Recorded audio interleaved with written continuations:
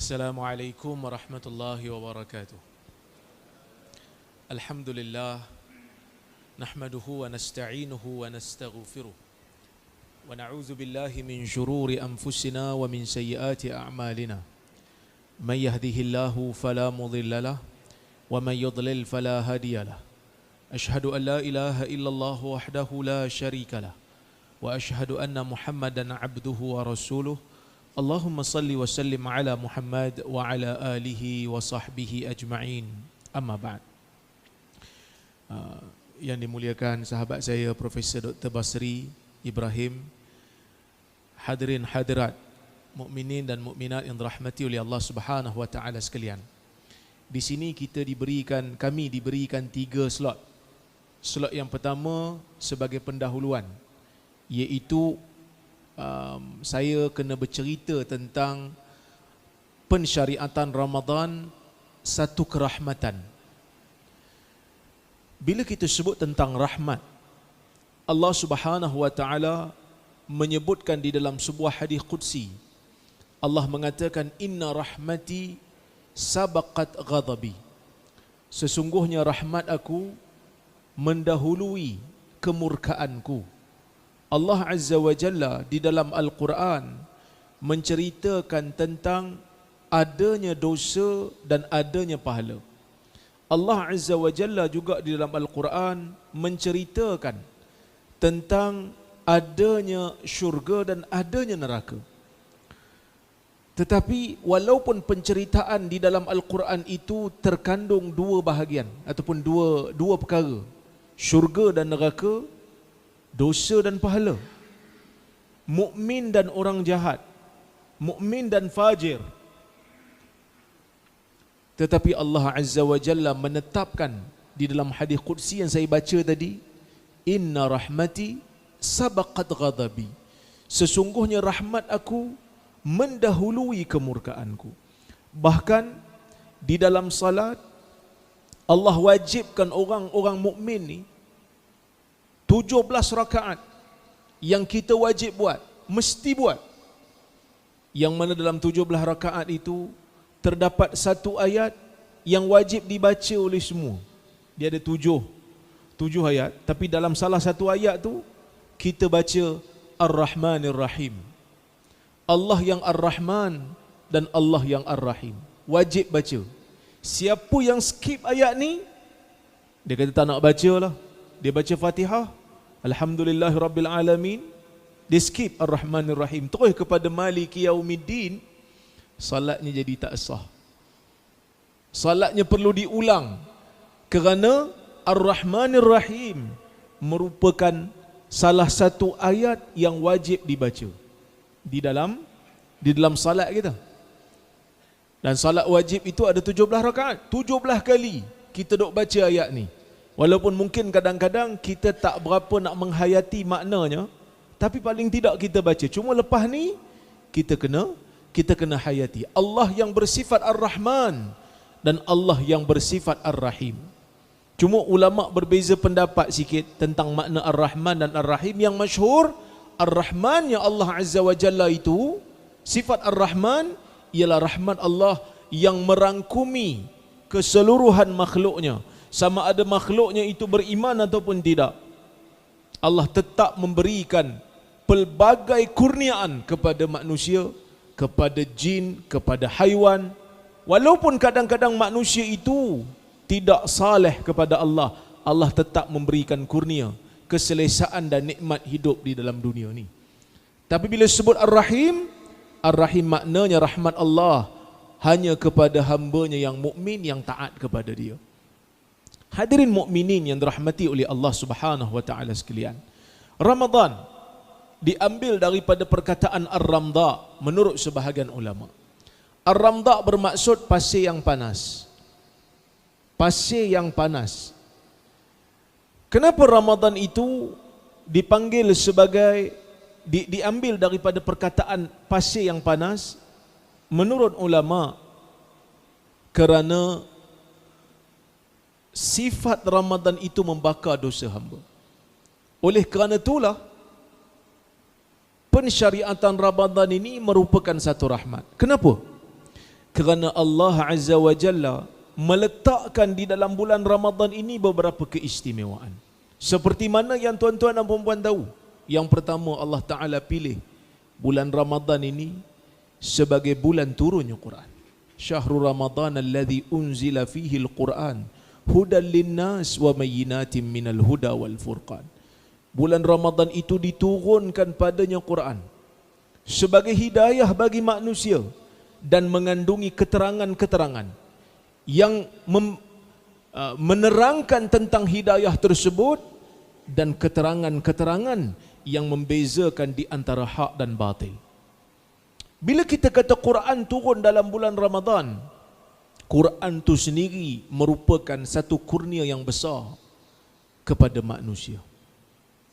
Kita tak tahu bagaimana kita nak taat kepada Allah Azza wa Jalla melainkan diterangkan di dalam Al-Quran. Kita tak tahu macam mana tata cara untuk beribadah kepada Allah melainkan dengan adanya panduan daripada Al-Quran. Dan Al-Quran menjelaskan di dalam ayat-ayatnya kita patut patuh kepada hadis Nabi sallallahu alaihi wasallam. Maka dengan Al-Quran kita mengenal apa itu hidayah. Dengan Al-Quran juga kita boleh bezakan apakah yang dikatakan sebagai hidayah dan apakah yang dikatakan sebagai dalalah, iaitu kesesatan. Di dalam Al-Quran juga diterangkan tentang kisah-kisah yang terdahulu bagi manusia-manusia yang pernah menderhaka kepada Allah supaya kita mengambil pengajaran. Banyak cerita yang kalau tanpa Quran kita tak tahu, melainkan dibuktikan di orang kata apa? Di zaman-zaman akhir ini saja. Ketika mana dibicarakan tentang bagaimana Fir'aun itu ditenggelamkan oleh Allah Azza wa Jalla di dalam laut. Mumia Fir'aun tu tak diketahui adanya garam di dalam paru-parunya, melainkan setelah diadakan kajian di zaman moden ini. Tetapi Al-Quran telah menceritakannya. Dan akhirnya Profesor Maurice Bucaille membuktikan memang terdapat garam di dalam paru-parunya. Dan jasadnya kekal sehingga ke hari ini. Ia merupakan satu kurnia daripada Allah Azza wa Jalla untuk orang yang beriman mengambil iktibar dan mengambil pengajaran daripadanya. Jadi Al-Quran itu kitab hidayah. Al-Quran juga menceritakan mana yang betul dan mana yang salah. Dan di antara rahmat Allah Azza wa Jalla apabila Quran itu turun, bacaan Quran itu juga baca memberikan pahala. Sebab itu bila disebut tentang definisi Quran, para ulama menyebutkan seperti mana yang disebutkan oleh ulama-ulama ulumul Quran, antaranya Syekh Manna' Al-Qattan dalam kitab dia Mabahith Ulumul Hadis. Dia kata apa? Dia kata kalamullah al-munazzal ala nabiyina Muhammad al-muta'abbad bitilawatih. Al-mu'jiz al-muta'abbad bitilawatih. Quran itu apa dia? Quran itu kalam Allah yang diturunkan ke atas Nabi kita Muhammad, yang bersifat mu'jizat. Apa itu mu'jizat?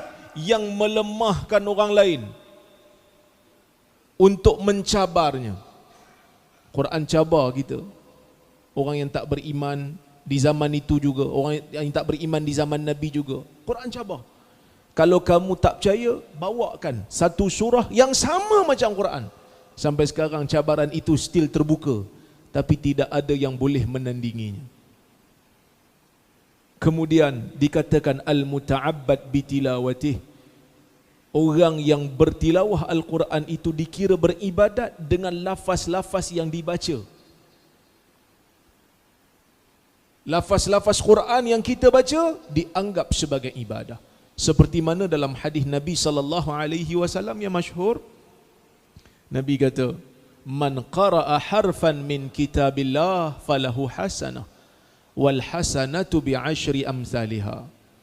Fa inni la aqulu alif lam mim harf, walakin alif harf wa lam harf wa mim harf." Atau kama qala, hadis riwayat Tirmizi, yang mana Nabi sallallahu alaihi wasallam menyebutkan, Sesiapa yang membacakan satu huruf daripada kitab Allah, maka baginya pahala. Dan satu pahala itu akan diganda 10. Aku tidak mengatakan alif lam mim itu satu huruf, tapi sesiapa yang membaca alif lam mim, alif itu satu huruf, lam itu satu huruf, dan mim itu satu huruf. Penurunan Al-Quran merupakan rahmat yang terbesar bagi Allah Azza wa Jalla. Di antara rahmat yang terbesar yang Allah Ta'ala turunkan kepada hambanya, kepada makhluknya. Itu yang pertama. Yang kedua, tuan-tuan, Allah Azza wa Jalla jadikan bulan ini bulan wajib untuk kita berpuasa. Yang mana puasa ini merupakan satu ibadah yang istimewa.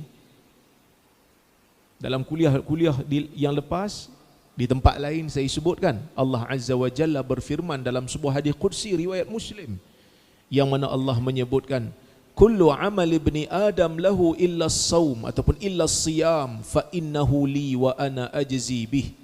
Setiap daripada amalan anak Adam itu adalah untuk dirinya, kecuali puasa, kerana puasa itu untuk aku, dan akulah yang akan memberikan ganjaran kepada orang yang berpuasa.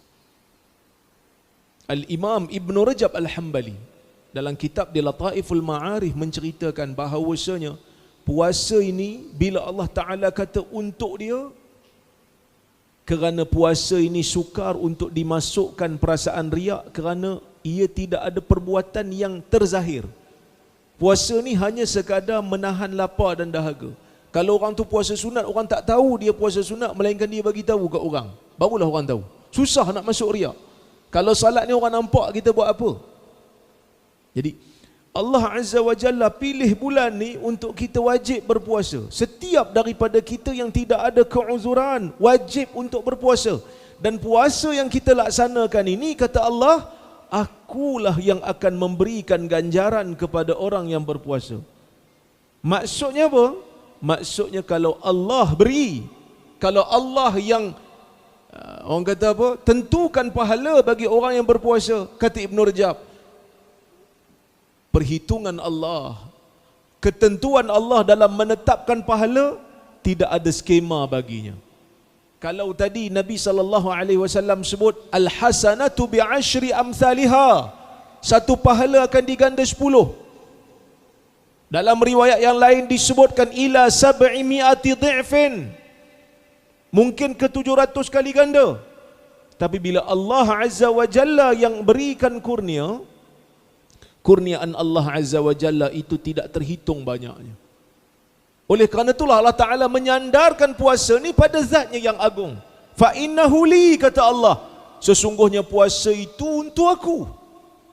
Orang yang berpuasa, dia tak puasa untuk benda lain, dia puasa untuk Allah. Sebab tu kalau dia bersendirian pun, duduk dalam bilik air seorang-seorang, dia tak curang dengan puasanya.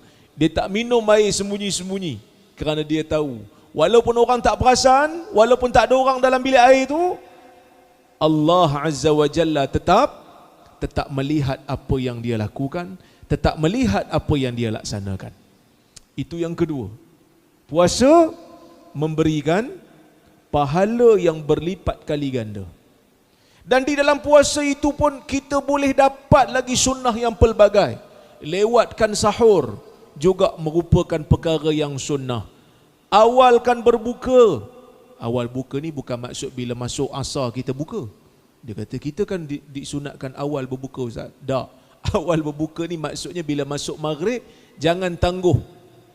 Kerana orang Yahudi kalau mereka berpuasa, mereka tangguhkan sehingga nampak bintang. Dikatakan orang Syiah pun sama. Tapi Ahli Sunnah wal Jamaah dalam riwayat hadis yang sahih daripada Nabi SAW menyebutkan, di antara sunnah itu segerakan berbuka puasa apabila masuknya waktu maghrib. Jangan tunggu lagi makan. Dan sunnah juga sewaktu kita berpuasa ini, ya, kita memperbanyakkan tilawatul Quran, memperbanyakkan sedekah. Banyak lagi sebenarnya ibadat-ibadat lain yang disyariatkan pada bulan ini untuk memberikan gandaan-gandaan pahala kepada mukmin sebagai satu tanda rahmat Allah Azza wa Jalla kepada kita. Banyak lagi sebenarnya. Seperti mana satu riwayat, walaupun ada perbahasan pada sanadnya, sebahagian ulama mendhaifkannya, tetapi fiqahnya tetap diamalkan. Nabi SAW menyebutkan, man fattara sa'iman kana lahu mithlu ajrih. Atau kama qala, sesiapa yang memberi makan kepada orang yang berbuka puasa, dia akan dapat pahala seperti mana orang yang berbuka tersebut. Dan Nabi tidak menetapkan apa yang nak diberikan kepada orang yang berbuka tu. Boleh jadi hanya dengan beri tamar, dia sudah dikira mendapat pahala. Boleh jadi dengan memberi air mineral. Air mineral yang kecil sudah dikira sebagai satu sumbangan. Cuma ada satu riwayat yang menyebutkan, siapa yang mengamalkan di bulan puasa ini satu amalan sunat, maka pahalanya akan diganda jadi macam pahala wajib. Siapa yang buat satu benda wajib dalam bulan puasa akan digandakan seolah-olah dia buat 70 kali ganda. Riwayat ini tidak sahih daripada Nabi SAW. Cuma dari sudut gandaan pahala tu memang ada. Memang ada. Sebab itu Nabi SAW pada bulan ni dia jadi pemurah lebih daripada biasa. Cuma berapa gandaan tu? Allah Azza wa Jalla yang tahu berapa kadar hitungan pahala yang ingin diberikan kepada orang mukmin yang beramal pada bulan tersebut. Itu yang kedua, gandaan pahala. Yang ketiga, tuan-tuan, Nabi SAW sebut dalam sebuah hadis riwayat Bukhari. Nabi kata, man sama ramadhana imana wa ihtisaba ghufira lahu ma taqaddama min dhanbih. Sesiapa yang berpuasa di bulan Ramadan kerana keimanan dia kepada Allah dan kerana dia mengharapkan pahala daripada Allah. Tadi saya sebut dah, puasa Allah Ta'ala akan bagi pahala, dan pahala itu berganda, dan Allah berikan tanpa skema, berganda-ganda banyaknya, kerana Allah Ta'ala itu rahim. Tapi Allah Ta'ala sebut, Nabi sebut dalam hadis ni, siapa yang puasa kerana keimanan dia dan dia harapkan pahala daripada Allah, Allah bukan hanya memberikan dia pahala berganda, tetapi dalam masa yang sama Allah juga akan menyucikan dosanya. Sebab itu dalam riwayat yang disebut, wa Ramadan ila Ramadan mukaffiratu ma bainahuma inishtunibatil kabair. Ramadan ke Ramadan akan mengampunkan dosa yang berlaku di antara keduanya, selagi mana dosa-dosa kecil, dosa-dosa besar itu ditinggalkan. Maksudnya apa? Maksudnya bila kita puasa, pahala akan diberi, dan dalam masa yang sama dosa-dosa juga, dosa-dosa kecil juga akan dicuci. Dalam riwayat yang lain, Nabi SAW sebut, bukan hanya puasa menyucikan dosa-dosa kecil. Nabi menyebutkan, man qama ramadana imana wa ihtisaba ghufira lahu ma taqaddama min dhanbih. Siapa yang menghidupkan malam Ramadan kerana keimanan dia kepada Allah dan kerana dia mengharapkan pahala daripada Allah, akan diampunkan dosanya yang telah lalu. Puasa itu menyucikan dosa-dosa kecil kalau dilakukan dengan ikhlas untuk Allah. Menghidupkan malam-malam Ramadan juga mengampunkan dosa-dosa kecil. Dan di antara rahmat Allah Ta'ala juga, qiyam Ramadan ini tidak ditentukan rakaatnya yang paling minima. Walaupun kita duk bincang 8 ke 20, 8 ke 20, kan? Tapi sebenarnya yang tu hanya perbincangan dari sudut afdaliyah. Tapi kalau satu orang dia tak mampu, dia sakit umpamanya, tapi dia terasa nak buat 2 rakaat, ia termasuk juga dalam qiyam Ramadan. Selagi mana dia salat selepas daripada waktu Isya, dia kata saya nak sembahyang 2 rakaat lah, saya nak qiyam Ramadan 2 rakaat, insya-Allah akan diberikan pahala. Kerana Nabi SAW menyatakan di dalam hadis, salatul laili mathna mathna, salat malam itu 2 rakaat 2 rakaat, sebagai satu ruang kepada hamba. Kalau tak mampu nak buat 8, buatlah berapa yang kita mampu. Buatlah berapa yang kita mampu, sebagai satu keluasan. Demikian yang disebutkan oleh para ulama kita.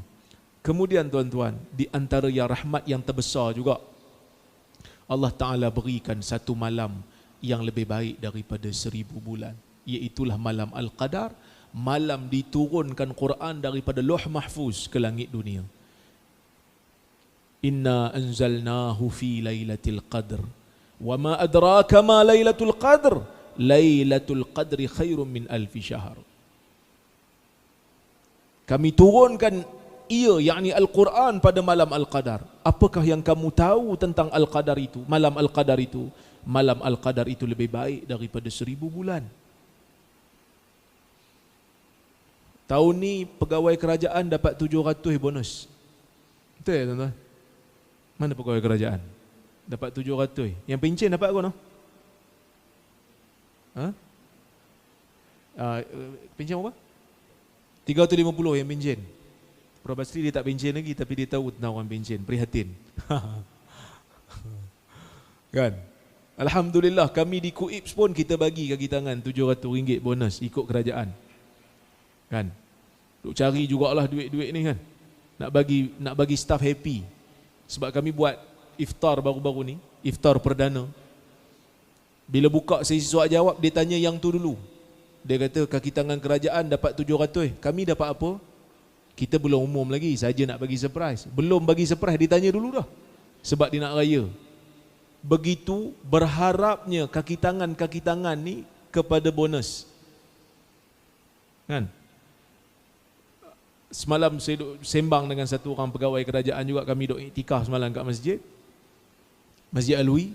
Sambil-sambil tak boleh tidur tu sembang dengan dia kejap. Dia kata, "Ustaz tahu tak?" Dia kata. "You tahu tak?" Dia kata. Dia tak kenal saya. Dia kata, "You tahu tak? Petronas berapa dapat bonus?" Dia sebut, tak silap saya lah. Dia kata 12 bulan bonus. Ada yang syarikat-syarikat lain juga dapat 10 bulan bonus. Kita pun macam terkejut. Wow, 10 bulan. Ada yang dapat 12 bulan bonus. Ada yang dapat 15 bulan bonus.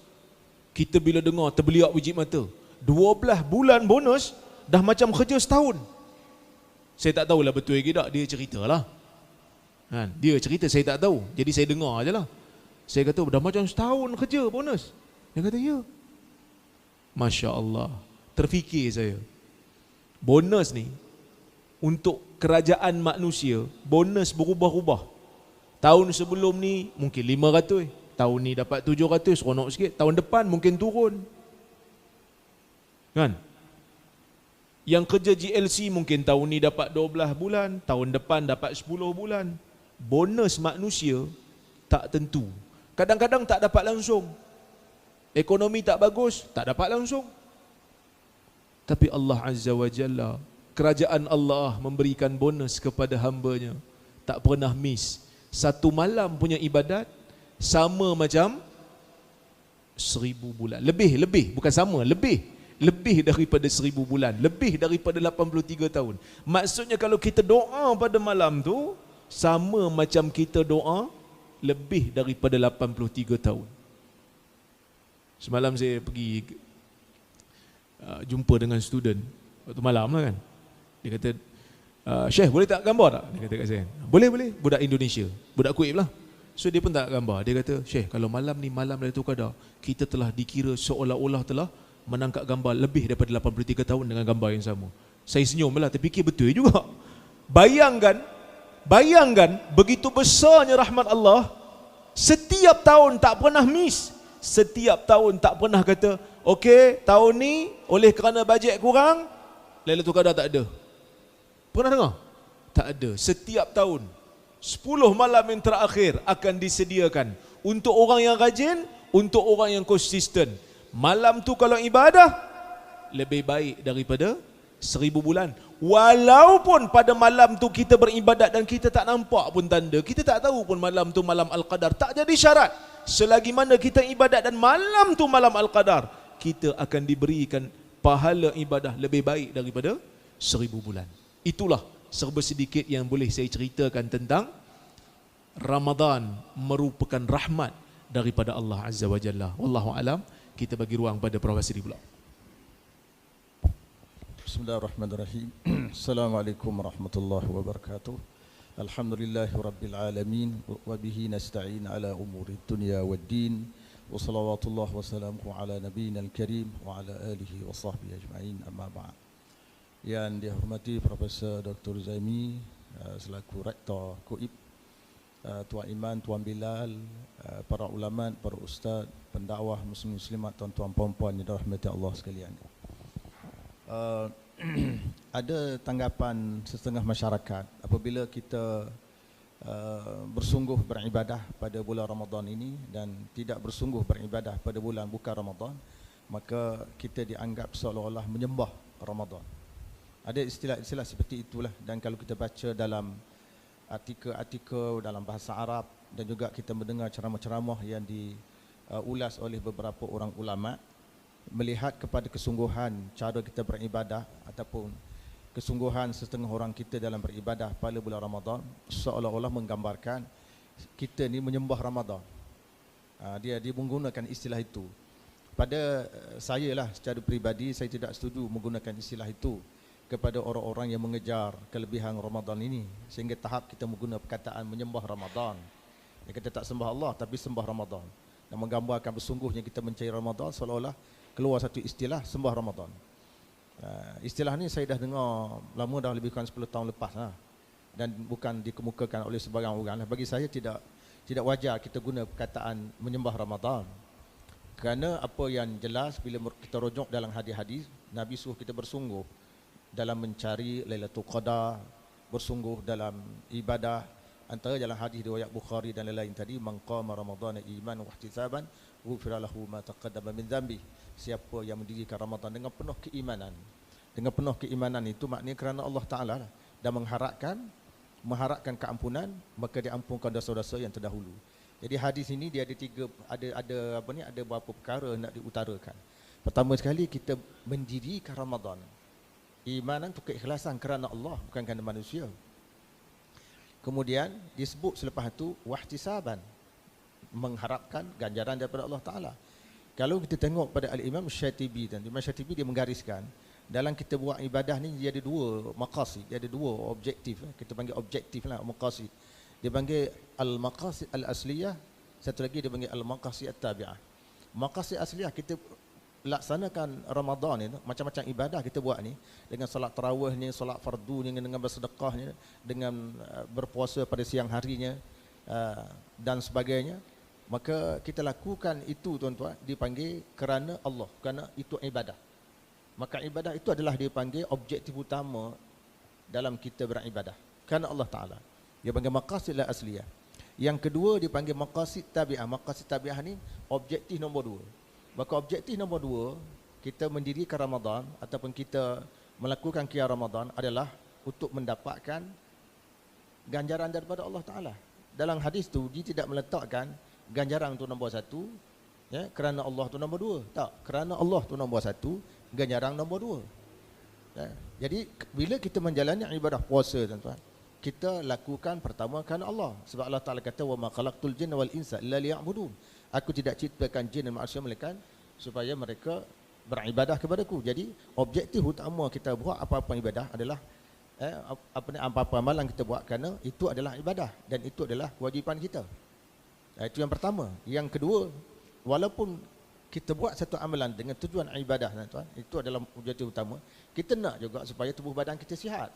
Kita puasa kan, dia ada sihat dan sebagainya. Maka sihat itu dia bukan objektif utama, dia objektif kedua dan sebagainya. Maka jangan letakkan objektif kedua di tempat objektif pertama. Jangan letakkan objektif pertama di tempat objektif yang kedua. Maknanya maqasid asliyah tu berada di tempat pertama. Maknanya apa-apa amalan yang kita buat yang diperintahkan dalam Quran dan Sunnah itu adalah ibadah. Letak itu ibadah nombor 1. Baru yang kedua disertai nak juga pahalanya, nak Ramadannya, nak kelebihan dapat Lailatul Qadarnya dan sebagainya. Jadi tuan-tuan majlis Islam, memang kita sebagai orang Islam disuruh supaya bersungguh dalam melakukan ibadah ni, zahir, batin, perkataan maupun perbuatan.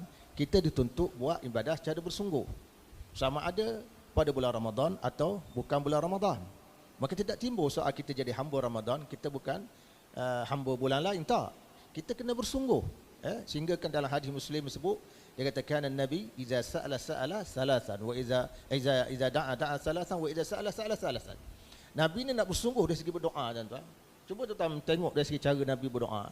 Dalam hadis tadi sebut, Nabi kalau dia berdoa, Nabi ulangi doa itu 3 kali. Dan Nabi kalau meminta sesuatu daripada Allah Ta'ala, maka Nabi ulangi permintaan itu 3 kali. Itu dalam bab berdoa. Menunjukkan apa tu? Itu menunjukkan bahawa bersungguhnya Nabi dalam berdoa. Apakah kita dalam berdoa kita ulang 3 kali? Atau doa lepas sembahyang lah.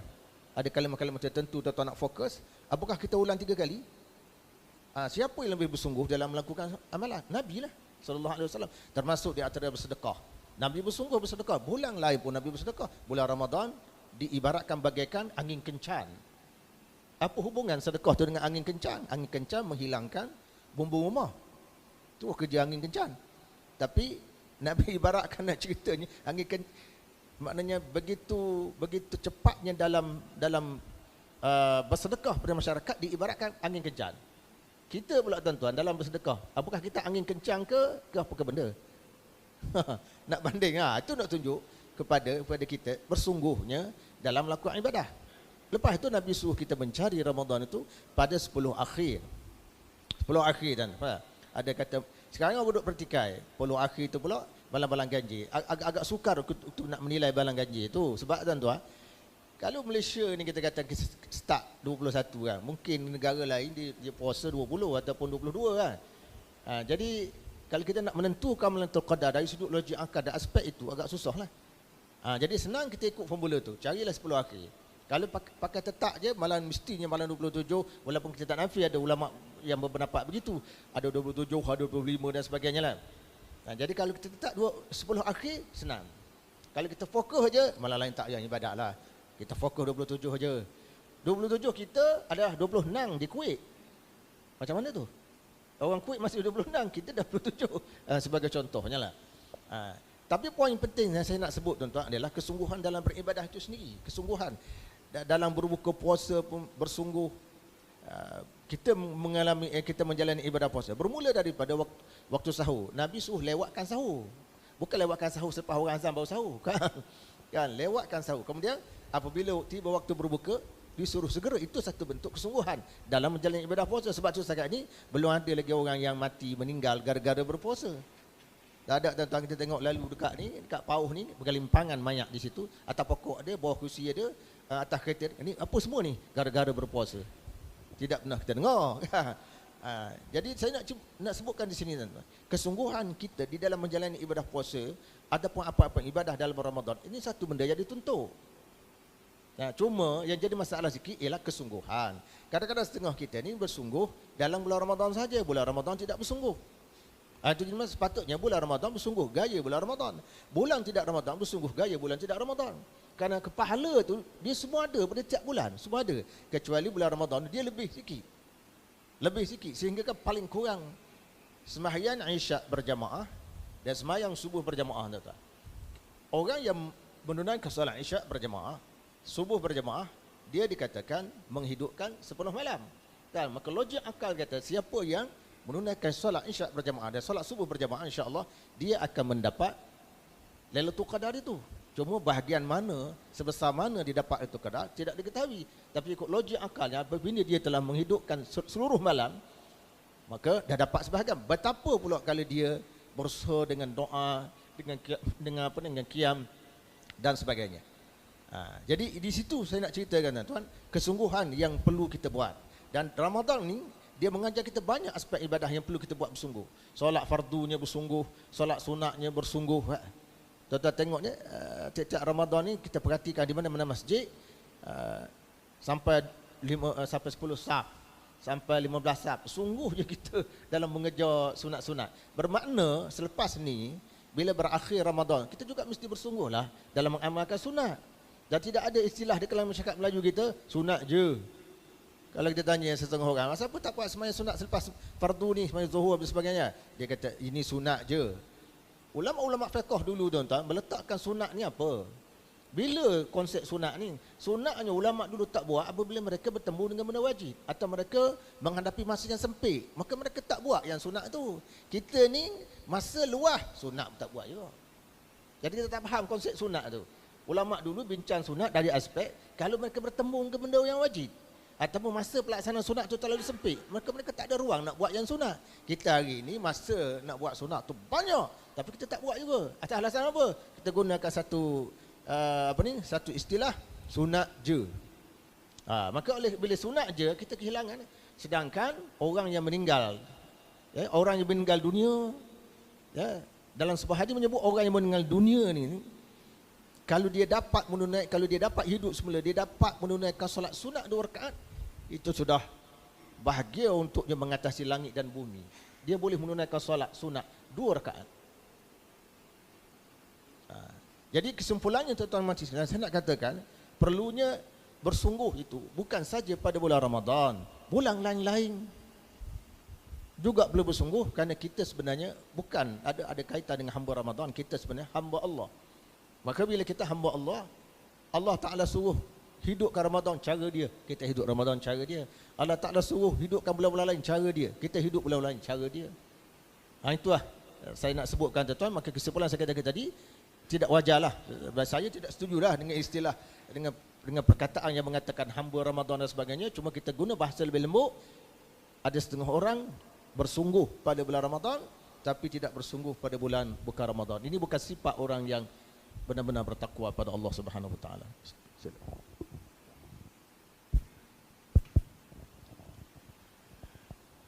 Baik. Soalan yang seterusnya yang diberikan kepada saya berkenaan dengan peperangan Badar, bukti pengukuhan akidah.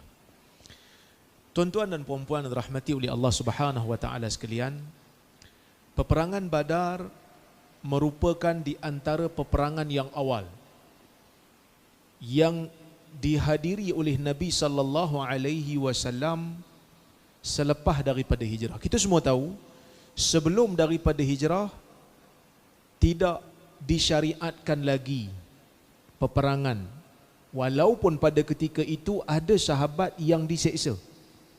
Ada sahabat yang diuji dengan pelbagai ujian, antaranya yang kita semua tahu Khabbab lah. Khabbab bin Al-Arat diseksa oleh kaum yang menjadi tuan kepada, sebab Khabbab ni dia hamba, jadi dia diseksa. Bilal juga diseksa. Ada yang dibunuh pun, seperti Sumayyah dan Yasir, ya. Tapi pada ketika itu tidak disyariatkan lagi peperangan untuk mempertahankan diri. Apabila sampai ke Madinah, orang-orang Islam pada ketika itu yang berhijrah, mereka tidak bawa barang melainkan apa yang perlu dan apa yang mampu, kerana keadaan sangat sukar. Orang-orang Islam sedang diburu, sebahagian daripada mereka ingin dibunuh. Nabi SAW tu sendiri pun diancam untuk dibunuh. Dijanjikan kepada orang yang mampu tangkap Nabi, sama ada dalam keadaan Nabi masih hidup ataupun selepas Nabi mati, selepas Nabi wafat, tak kira, yang penting dapat tangkap Muhammad, akan diberikan dengan ganjaran yang besar. Maka sebab itu Nabi SAW berhijrah secara sembunyi-sembunyi. Sebab benda ni menimbulkan satu persoalan di kalangan orang yang mengkaji sirah. Sebab dia kata, kenapa Nabi pergi berhijrah sembunyi-sembunyi, sedangkan Umar berhijrah terang-terangan? Walaupun sebenarnya kisah Umar berhijrah terang-terangan tu adalah perbahasan dari sudut sanadnya sahih ataupun tidak. Cuma disebutkan oleh ramai pengkaji-pengkaji sirah. Siapa yang baca kitab sirah dia tahu, Umar sebelum nak pergi hijrah, dia siap buat pengumuman lagi dekat Kaabah. Siapa yang nak jadikan anaknya yatim, siapa nak jadikan bininya balu, tahan aku nak hijrah. Sedangkan iman Nabi SAW lebih tinggi daripada iman Umar.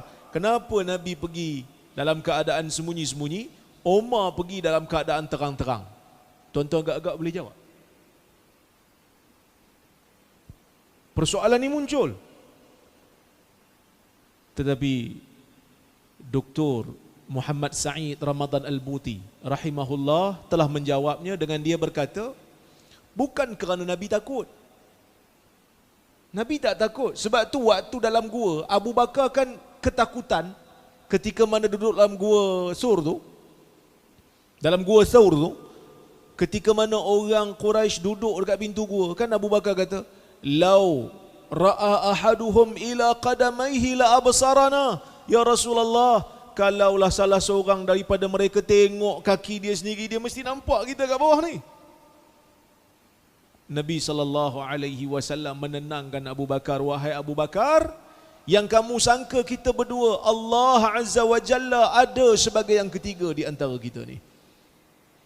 Maksudnya Nabi punya tawakal tu tinggi. Nabi yakin Nabi takkan dia apa-apa kan.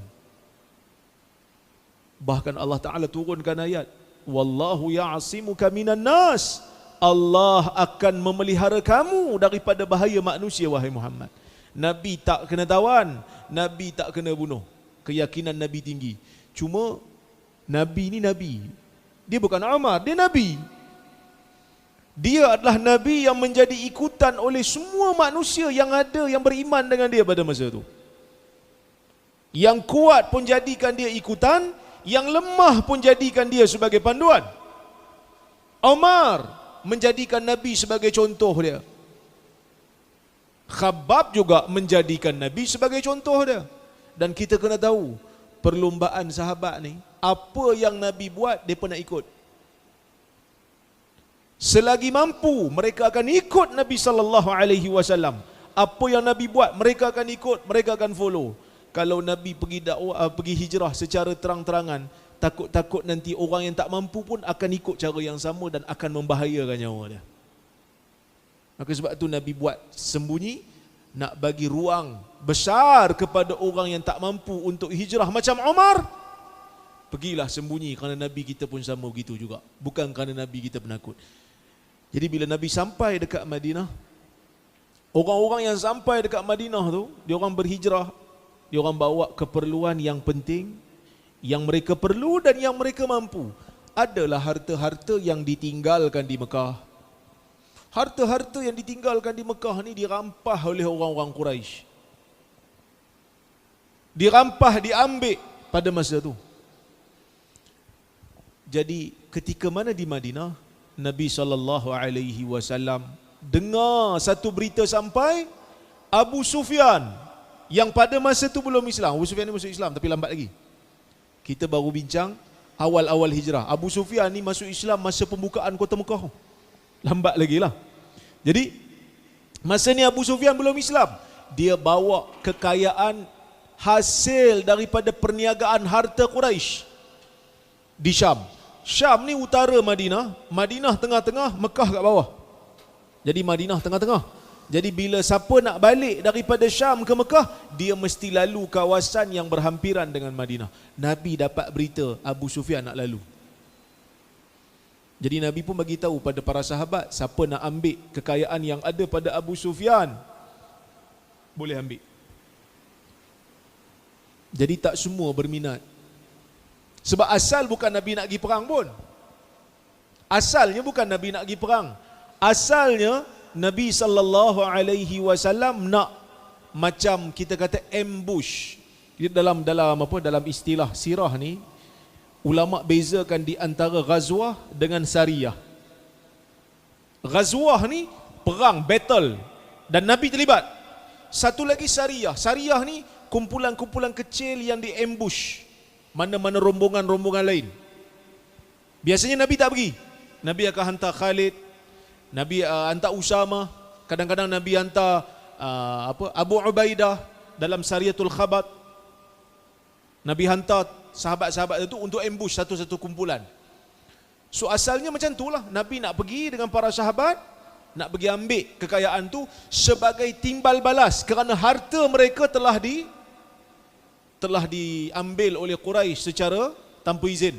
Bahkan kalau Quraisy tak ambil harta mereka pun, Quraisy pada masa tu harbi. Quraisy pada masa tu harbi, yang hartanya dan darahnya halal. Kenapa? Kerana mereka memusuhi orang Islam. Mereka mulakan serangan, mereka mulakan peperangan, mereka mulakan permusuhan. Mereka tumpahkan darah orang Islam. Awal lagi. Harta mereka halal, darah mereka halal. So bila Nabi beri tawaran ni, tak ramailah yang setuju untuk ikut. Dan Nabi pun tak wajibkan.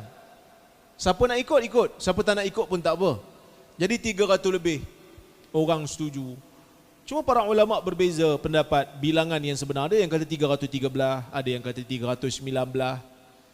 Kenapa berbeza? Kerana cara kira beza. Ada perawi yang kira dengan spy yang Nabi hantar sekali.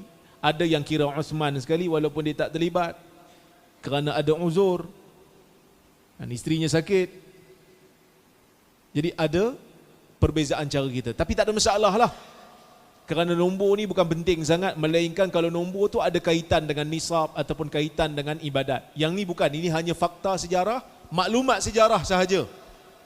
Sebab ada sebahagian daripada ustaz-ustaz kita ni yang kadang-kadang bila kata 313 orang terlibat dengan Badar, 13 tuan-tuan nombor keramat. Tak ada. Bukan macam tu. Kadang-kadang ada juga. Dia ceramah dia kata 13 ni nombor keramat. 13 ni nombor yang orang bukan Islam takut. Kita kata orang bukan Islam bukan takut kat nombor tu. Orang bukan Islam ni, kalau dia memusuhi Islam, dia takut pada orang mukmin yang sebenar. Nombor-nombor ni tak ada sangat. Sebab 313 hanya menurut sebahagian ulama. Ada yang kata 319. Imam Bukhari lagi dia kata 300 belah-belah. Sebab dia nak isyaratkan adanya perbezaan pendapat dalam bilangan orang yang terlibat dalam peperangan Badar. Okey. Jadi bila keluar, sampai di satu tempat, Abu Sufyan dapat tahu yang Nabi Muhammad sallallahu alaihi wasallam dan beberapa orang sahabat dia keluar nak ambil harta dia. Maka dia pun tukar jalan. Dia keluar daripada highway biasa. Nak bagi faham lah. Dia keluar daripada jalan biasa dia, dia lalu kok jalan lain. Dia turun kok jalan kampung, lalu kok jalan tepi laut. Maka akhirnya Nabi SAW dan para sahabat tak berjaya bertemu dengan rombongan Abu Sufyan. Dan Abu Sufyan hantar satu orang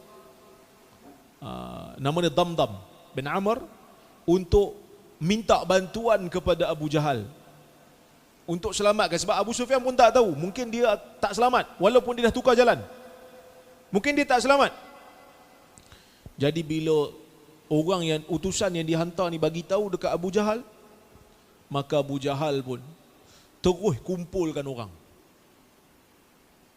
Terus kumpulkan orang 1000 orang.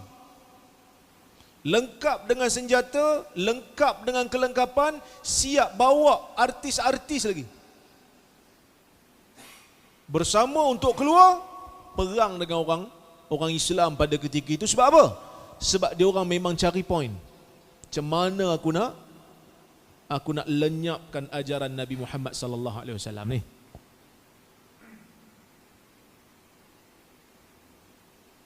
Jadi Abu Sufyan pun bila dia lalu kok jalan lain, sampailah dia selamat. Dia pun hantar utusan pergi ke Abu Jahal, sudahlah tu. Rombongan kita dah selamat, kita patah balik. Apa kata Abu Jahal? Dia kata, la narji' hatta na'tiya badran fanuqimu fihi thalatha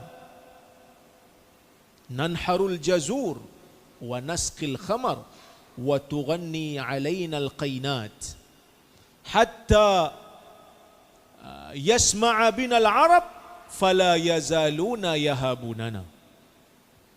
Kata Abu Jahal, kita tak akan balik sehingga kita sampai di Badar. Kita duduk di sana 3 hari.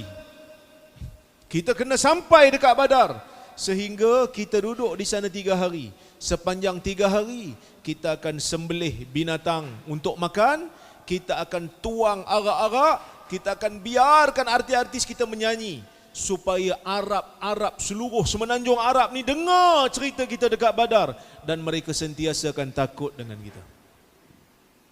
Sebab Abu Jahal ni dia memang jaga reputasi dia. Ada satu riwayat bila orang Abu Jahal ni dia lalu kat Mekah sebelum hijrah, dia dengar anak dara perempuan Arab Quraisy sebut, dia kata Abu Jahal ni mesti tak menang kalau lawan dengan Muhammad. Dia kata semenjak pada tu aku memang betul-betul aku lawan sampai aku dapat menang dengan Muhammad. Abu Jahal punya sombong. Sebab tu Abu Jahal ni sebelum dia mati dalam perang Badar ni dia mati. Dia ditikam oleh 2 orang pemuda daripada Ansar. Pemuda Ansar yang jaga kebun tamar. Pekerja kebun tamar.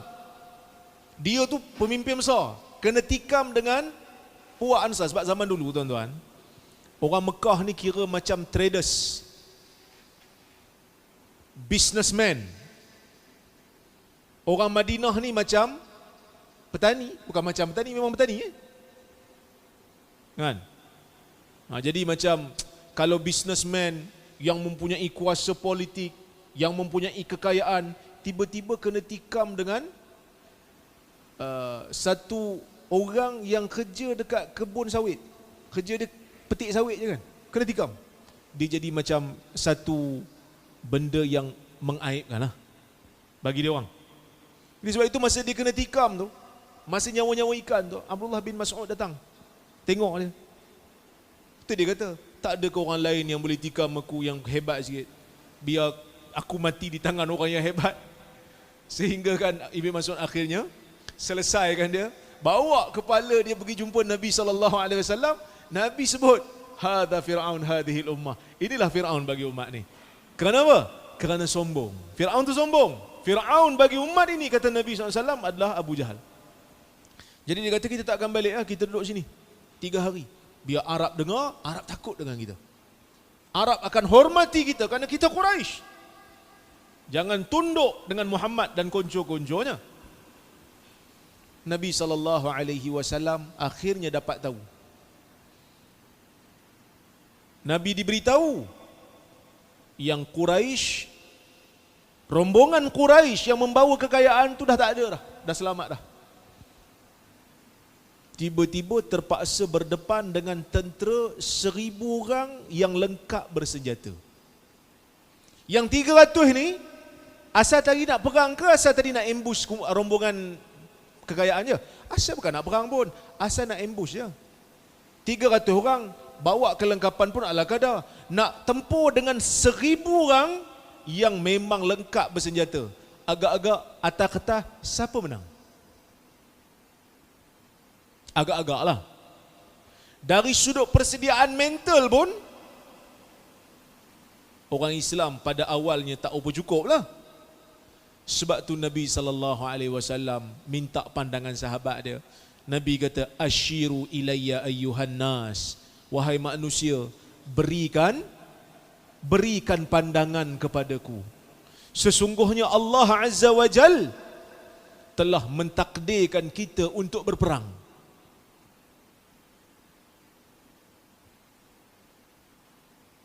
Tiba-tiba ada seorang sahabat bangkit. Dia kata, nama dia Miqdad. Dia kata, ya Rasulullah, laksanakan apa yang Allah Ta'ala perintahkan. Kalau perang-perang, kita tak ada masalah pun, perang. Nabi dengar, Nabi macam ada benda yang tak lepas pada hati Nabi. Nabi kata, asyiru ilayya ayyuhan nas. Berikan aku isyarat lagi, wahai manusia. Wahai sahabat-sahabatku, beri isyarat lagi. Ada seorang sahabat nama dia Sa'ad bin Mu'az. Sa'ad bin Mu'az, seorang pemimpin orang Ansar. Dia kata apa? Dia kata, ka'annaka turiduna ya Rasulullah. Seolah-olah engkau memaksudkan kami, wahai Rasulullah. Macam Nabi ni nak dengar pendapat Ansar. Sebab Miqdad ni muhajir. Miqdad ni muhajirin. Dia duduk dengan Nabi SAW daripada zaman Mekah lagi. So Nabi dah kenal dia. Nabi dah tahu hati budi dia. Nabi dah bersama dengan muhajirin 13 tahun dekat Mekah. Melalui proses Nabi kenal hati budi orang muhajirin. Kalau mereka bersedia, itu benda yang Nabi dah boleh jangka dah. Tapi Nabi tak pernah ada pengalaman dengan orang Ansar. Kerana ni kali pertama Nabi nak bertempur bersama dengan Ansar. So Sa'ad kata, ka'annaka turiduna ya Rasulullah. Seolah-olah engkau mahukan pandangan kami, wahai Rasulullah. Nabi kata, ajal. Nabi kata, ya. Kata Sa'ad bin Mu'az, ya Rasulullah, inna qad amanna bik wa saddaqnak wa a'tayna ala dhalika uhudana famdi lima amarakallah. Dia kata, ya Rasulullah, sesungguhnya kami telah beriman dengan kamu. Kami telah membenarkan cakap-cakap kamu. Dan kami telah memberikan janji setia kami kepadamu. Laksanakanlah perintah Allah. Fa innaka law ista'radta bina hadzal bahr fakhudtahu lanakhudunnahu ma'ak. Ya Rasulullah, kalau kau bentangkan di depan kami ni laut dan kau redah laut ni, kami akan redah laut ni bersama dengan kamu. Dan sesungguhnya kami adalah kaum, dia wakil orang Ansar, kami adalah kaum yang sentiasa membenarkan bahawasanya kami akan bertemu Allah Azza wa Jalla satu hari nanti. Dan kami adalah kaum yang sentiasa bersabar ketika mana terpaksa bertempur dalam mana-mana pertempuran bersama dengan musuh. Wala'allallaha yurika minna ma taqirru bihi ainuk. Mudah-mudahan Allah Azza wa Jalla menunjukkan kepada kamu, wahai Rasulullah, sesuatu daripada tindakan kami yang bila mata engkau tengok, mata engkau sejuk pandang kami. Tuan-tuan, ini satu perkataan yang keluar daripada wakil pemimpin satu kaum yang menunjukkan kekuatan akidah generasi yang dinamakan Muhajirin dan Ansar. Tukar plan. Daripada plan nak pergi ambil kekayaan, tukar plan macam nak pergi mati punya plan. Kita lah kata kan, siap-siap nak pergi makan kenduri. Beg tak bawa, apa pun tak bawa. Bawa benda biasa-biasa nak pergi makan kenduri kat Kuala Perlis. Tiba-tiba jumpa kawan kat Kuala Perlis, dia ajak pergi rumah dia. Jom lagi rumah aku makan malam. Tanya kat mana? Johor Bahru. Nak pergi tak?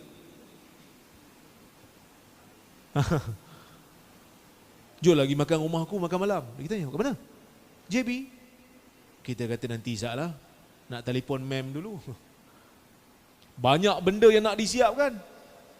Nak siapkan beg, nak siapkan duit. Tapi sahabat Nabi SAW, dia tak ada kata, ya Rasulullah, tadi kata nak pergi serang rombongan yang ada harta. Kami duk tunggu harta ni, duk berbunga-bunga jiwa nak dapat harta. Tiba-tiba tukar jadi perang. Ini jadi mission untuk bunuh diri ni. Dia tak ada kata, ini sudah jadi lain wahai Rasulullah, kita balik je lah. Tak ada. Sahabat teguh kerana dia tahu ini adalah perjuangan hak dan batil. Dan Nabi SAW sebelum berlakunya peperangan Badar, Nabi doa, Allahumma anshuduka ahdaka wa wa'dak, Allahumma in syi'ta lam tu'bad ba'dal yawm. Atau kama qala, Nabi SAW kata, ya Allah, aku seru kamu wahai Allah, aku seru, aku pohon supaya engkau laksanakanlah segala janjimu. Laksanakan wahai Tuhan, untuk memenangkan agama ni, itu adalah janjimu padaku. Tolonglah laksanakan wahai Tuhan. Kalau engkau tak laksanakan dengan kehendak engkau, engkau takkan disembah lagi lepas daripada ni. Kalau kalah kat sini, intahlik ahadi isabah, kalaulah kumpulan yang berada di Badar ini tewas, wahai Tuhan, engkau tidak akan disembah lagi. Tak ada siapa lagi, ya wahai Tuhan, nak sembah kau. Nabi bersungguh berdoa, bersungguh, sehingga Abu Bakar pegang tangan Nabi SAW. Abu Bakar kata, sudah ya Rasulullah, doa itu sudah cukup. Pertempuran ini merupakan pertempuran di antara hak dan batil, nak menjadikan akidah Islam itu kekal sehingga ke hari ini. Dan kemenangan yang Allah Ta'ala beri itu menyebabkan hari ini kita menjadi Muslim. Allah Ta'ala hantar malaikat sebagai bantuan kepada orang Islam, 300 lebih lawan 1000 lebih. Akhirnya yang 1000 lebih itu tewas, sebahagiannya gugur di Badar, seperti Abu Jahal, seperti Utbah bin Rabi'ah dan yang lain-lain lagi. Dan sebahagiannya menjadi tawanan. Ini sebagai satu simbol kepada perjuangan akidah dan ia berlaku pada bulan Ramadan, 17 Ramadan. Jadi itulah sedikit yang boleh saya sampaikan. Mudah-mudahan kisah Badar yang berlaku bulan Ramadan supaya kita ingat Ramadan sebagai bulan yang pernah berlaku satu peristiwa yang menjadikan akidah Islam itu kekal sehingga ke hari ini. Alhamdulillah. Alhamdulillah alladzi bi ni'matihi tatimmu shalihat. Wallahu a'lam. Bismillahirrahmanirrahim. Alhamdulillah rabbil alamin wassalatu wassalamu ala asyrafil anbiya'i wal mursalin wa ala alihi washabbihi ajma'in. Sahabat saya, tuan-tuan puan-puan rahmat Allah sekalian, saya nak menyentuh tentang apakah implikasi daripada pelaksanaan Ramadan kita. Kita nak tahu tuan-tuan, kita berjaya ataupun tidak berjaya dalam menghayati bulan Ramadan ini, kita tengok lepas bulan Ramadan. Macam seorang tentera, kalau nak tahu dia boleh berkesan tak berkesan selepas daripada latihan. Dia boleh menembak tepat tak tepat selepas latihan. Masa latihan tu dia tembak memang tepat. Tapi nak tahu dia tembak tepat tuan-tuan, dia keluar daripada latihan selama mungkin 4 bulan 5 bulan, latihan rekrut dia, kemudian dia keluar, lalu dia dihantar bertugas di dalam hutan bertembung dengan penganas komunis. Pada masa itu dia tembak tepat seperti mana latihan, betul lah tu. Itu panggil kesan. Dan sebelum saya meneruskan sedikit kupasan saya lah tentang tajuk ini, saya mengucap terima kasih kepada tuan-tuan kerana masih berada dalam masjid dan tuan-tuan masih selamat daripada gelombang haba yang berlaku 2-3 hari ini. Jadi alhamdulillah tuan-tuan masih berada dalam gelombang ekong. Jadi gelombang ekong lebih baik sikit lah daripada gelombang haba. Jadi yang pertama sekali tuan-tuan saya nak sebut, Ramadan mengajar kita keikhlasan. Maka kita tengok hari ini banyak orang buat amalan dalam bulan Ramadan dengan salat tarawih ini. Memang dengan penuh keikhlasan. Tak ada satu perkara yang boleh kita sebut kecuali memang ikhlas sungguh dia.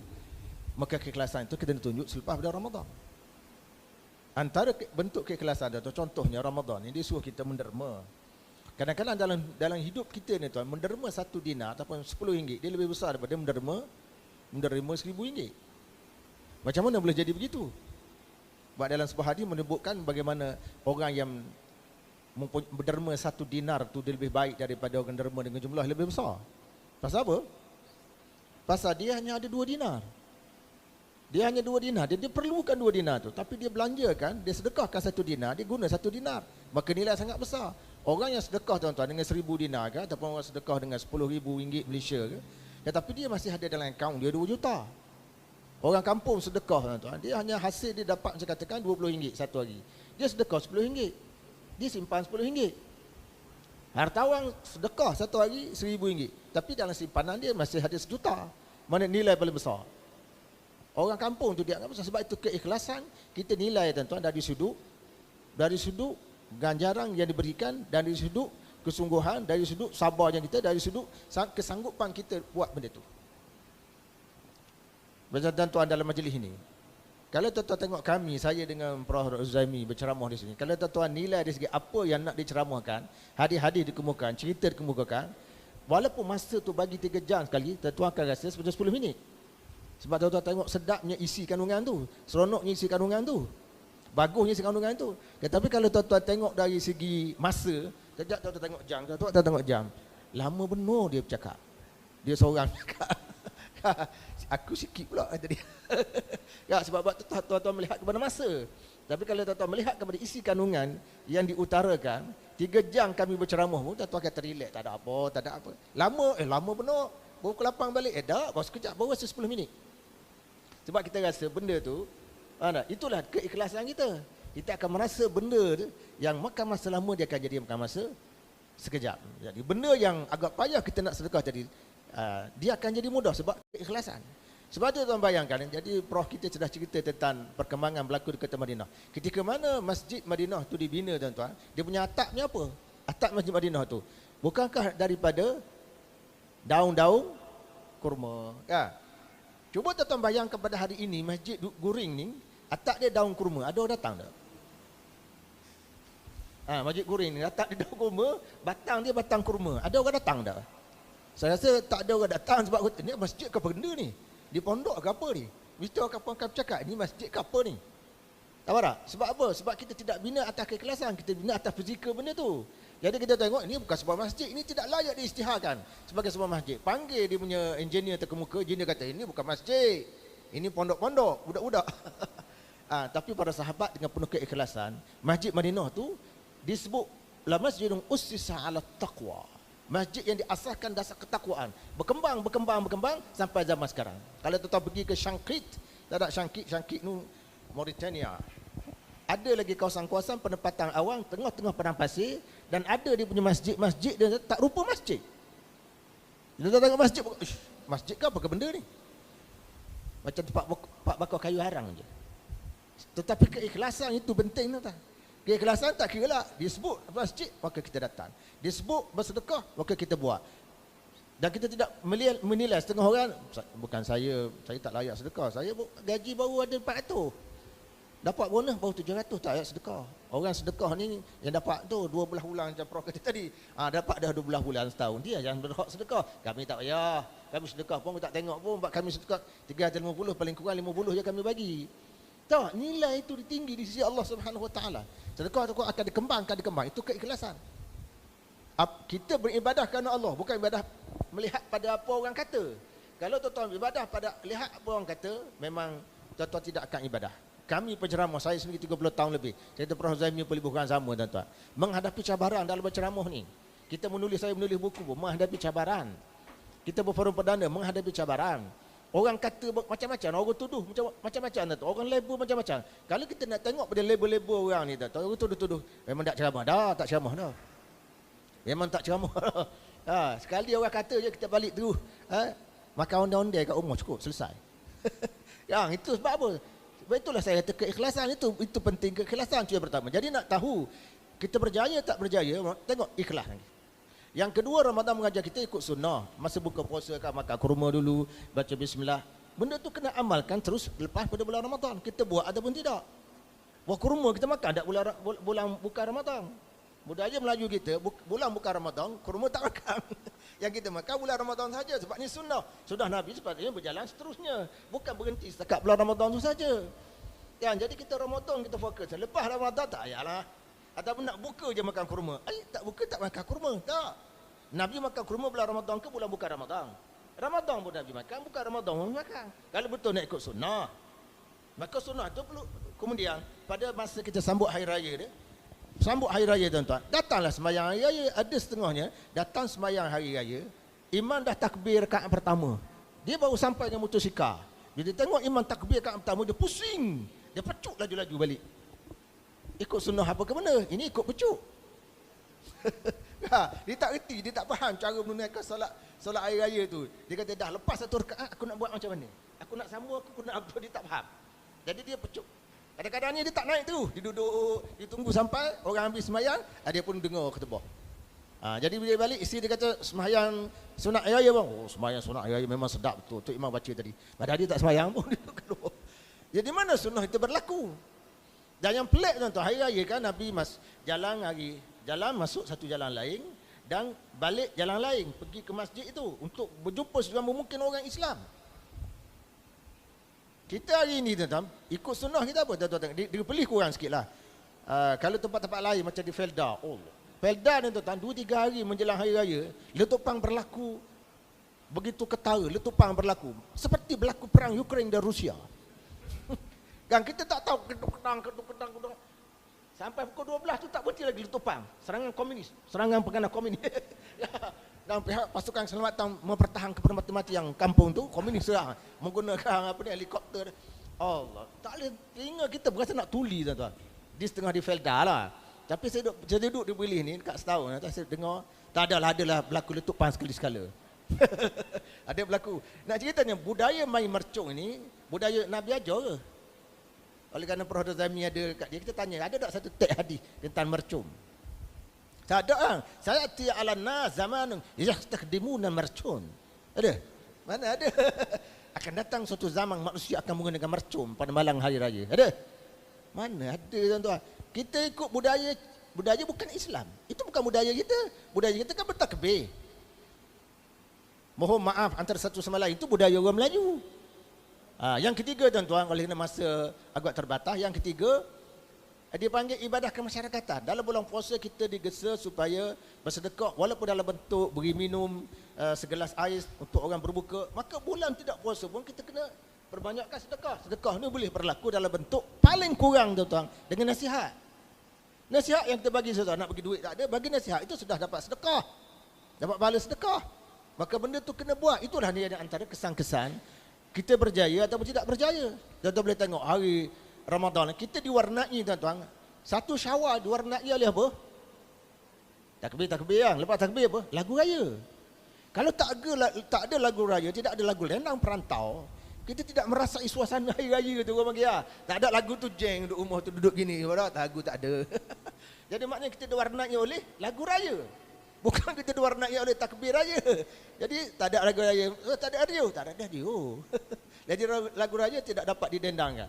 Jadi kita diwarnai. Islam tak suruh kita menyambut hari raya dengan dendang perantau. Nampak tak? Kita punya budaya tu sudah pun berubah. Kemudian menziarah kita memang disuruh pada hari itu. Hari raya je kita disuruh. Tetapi hari raya kita hari ini nampak ada kajian menunjukkan bahawa kita jadi semakin pudar dalam ziarah. Anak kita pun pudar, sepupu dah tak kenal. Pak, anak kita dah banyak menghabis masa di hadapan handset. Duduk hari raya ni, duduk mak saudara datang, dia pun tak tengok pun mak saudara dia. Kita bimbang tuan-tuan, kalau jadi normalisasi kat benda ni, lama kelamaan tak kenal. Zaman saya dulu, mak kita suruh pergi rumah pulang. Kita tanya rumah siapa tu? Ini rumah 4 pupu kamu. Di sini dipanggil rumah 4 pupu. Tak tahu orang polis guna istilah. Kan dia ada sepupu, 2 pupu, lagi 3 pupu, 4 pupu. Zaman dulu kan 4 pupu kita masih kenal. Zaman dulu ni sepupu pun tak kenal. Apa itu pupu tak kenal. Pupu tu benda. Pupu tak kenal. Sebab itulah dia kesang hari raya dia. Tuan-tuan tahu tak? Tadi Prof kita dah sebut Abu Jahal. Dan apa hubungan Abu Jahal tu dengan Nabi? Abu Jahal menentang Islam. Dan Abu Jahal tu hubungan dengan Nabi apa? Abu Jahal tu 4 pupu Nabi. Hubungannya masih kuat. Sebab datuk keempat dan kelima Abu Jahal dengan Nabi tu sama. Jadi 4 pupu Nabi tu berperang. Ya, 4 pupu Nabi dia. Maknanya dia tahu, Abu Jahal ni dia tahu hubungan dia dengan Nabi. Aku ni 4 pupu. Perang-perang. Itulah saya nak tengok, saya nak sebut sebahagian tu. Kesan daripada Ramadan. Tengok lepas ni. Tak perlu tanya. Biasanya nak tengok kesan mudah je. Dah. Lepas daripada kita sembahyang, ada tak orang sembahyang macam contohnya fardu zuhur. Selepas daripada fardu zuhur tu, ada tak orang sembahyang sunat? Kita boleh nampak kesan. Kita tak perlu tanya orang lain. Tak perlu tanya orang lain, tanya diri kita sendiri. Sejauh mana kesan Ramadan itu telah berlaku pada diri kita? Melihat pada benda-benda yang saya sebutkan tadi. Wallahu a'lam. Assalamualaikum warahmatullahi wabarakatuh.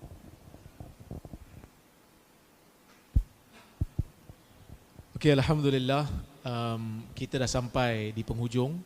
Jadi sebagai kesimpulannya, tuan-tuan dan puan-puan rahmati Allah sekalian, Ramadan ini masih berbaki. Tak lama lagi, tapi still berbaki.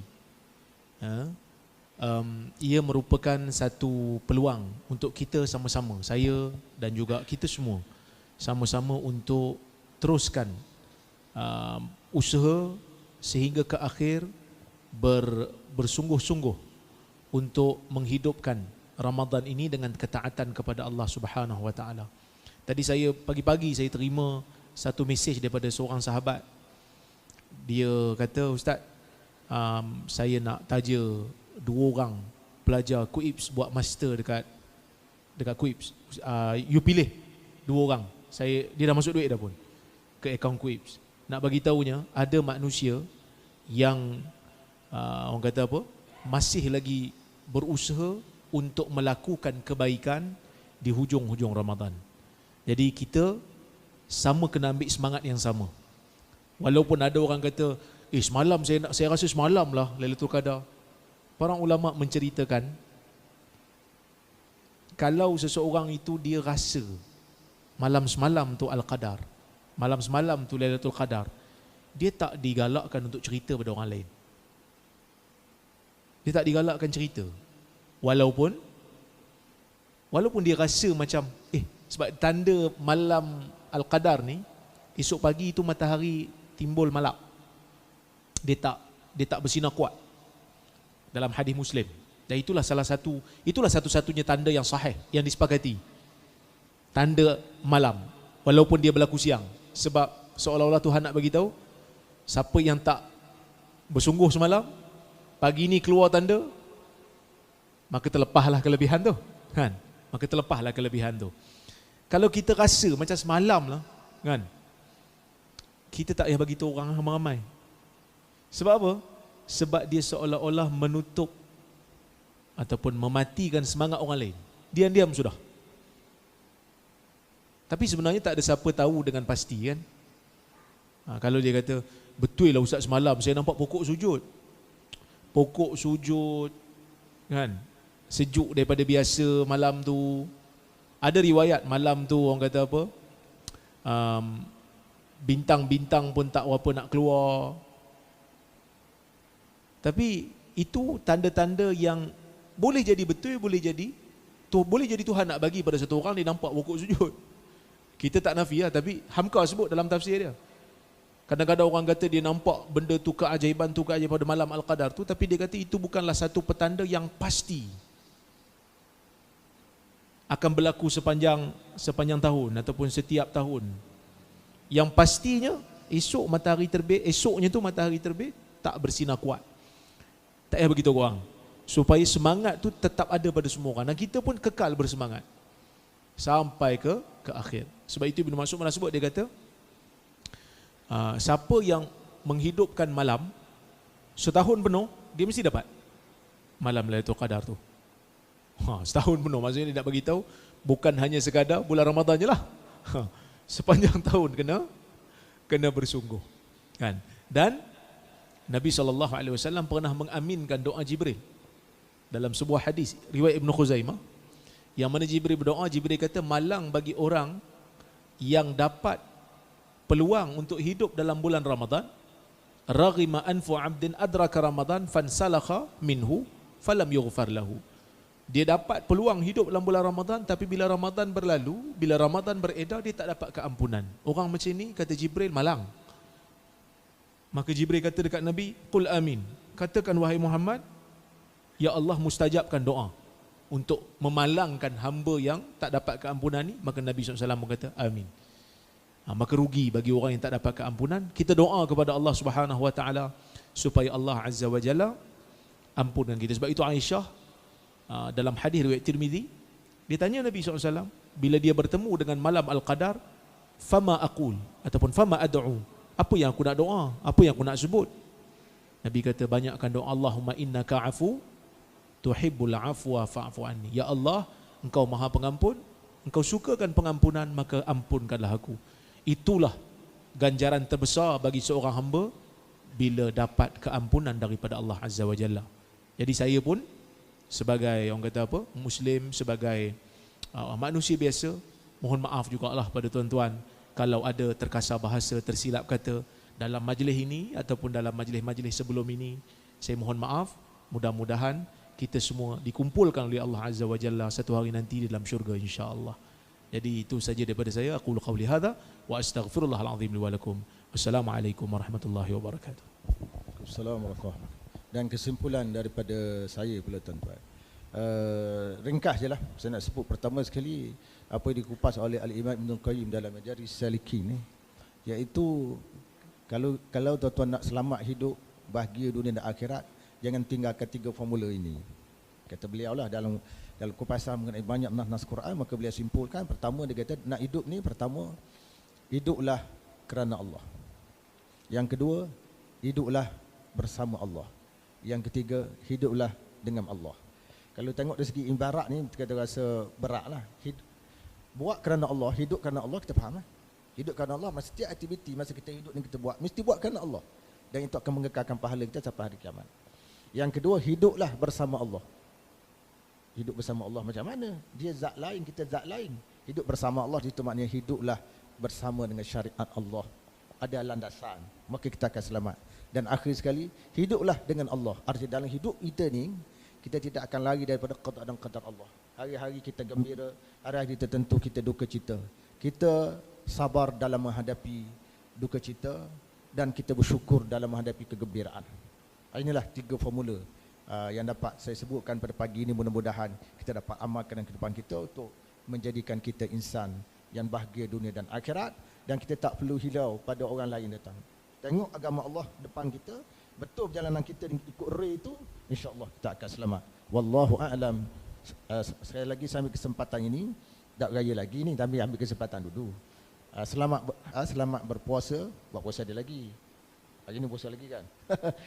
Selamat berpuasa dan seterusnya minggu depan selamat berhari raya. Sebab saya kata begitu kan, saya pun akan balik ke tanah air tercinta. Saya balik ke Terengganu. Jadi ambil peluang ini untuk mengucapkan selamat hari raya maaf zahir dan batin. Wallahu a'lam. Wassalamualaikum warahmatullahi wabarakatuh.